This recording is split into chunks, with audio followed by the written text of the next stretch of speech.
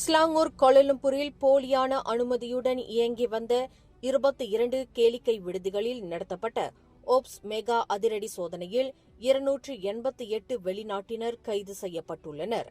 கைது செய்யப்பட்டவர்களில் விடுதி பொறுப்பாளர்கள், ஊழியர்கள், 170 வாடிக்கையாளர்கள், 66 மியான்மர் நாட்டு பெண்கள் என அனைவரும் வெளிநாட்டினர் ஆவர் என புகிடமான் குற்றப் புலனாய்வுத் துறையின் இயக்குநர் டத்தோ எம். குமார் குறிப்பிட்டார்.